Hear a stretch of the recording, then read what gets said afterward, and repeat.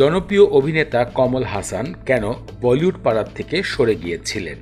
ভারতীয় সিনেমার কিংবদন্তি অভিনেতা কমল হাসান তামিল চলচ্চিত্র জগতে ৮০ দশক পর্যন্ত দাপটে অভিনয় করেছেন।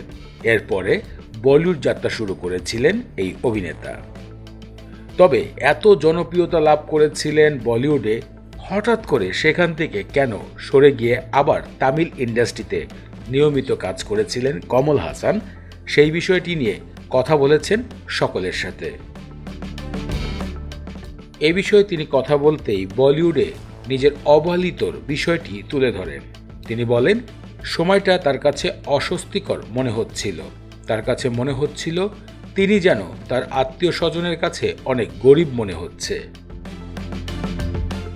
অনেক সময় নিজের কাজগুলোই শেষ করতে হতো, তাকে সাহায্য করার মতন কোনো মানুষ কাছে পেতেন না। এই বিষয়গুলো তার কাছে অনেকটা খারাপ লাগে, আর সেই কারণে বলিউড থেকে সরে গিয়েছিলেন তামিলের সুপারস্টার কমল হাসান। এর সাথে তিনি আরও যোগ করে বলেন, বলিউডের আন্ডারওয়ার্ল্ডের শাসক এবং কালো টাকার খেলা তার কাছে মোটেই পছন্দ হচ্ছিল না। একজন অভিনেতা হিসাবে নিজেকে পারফেক্ট রাখতে চেয়েছিলেন কমল হাসান, আর সেই কারণেই বলিউড পাড়ার থেকে সরে গিয়েছিলেন নিজের সাফল্য স্থান থেকে।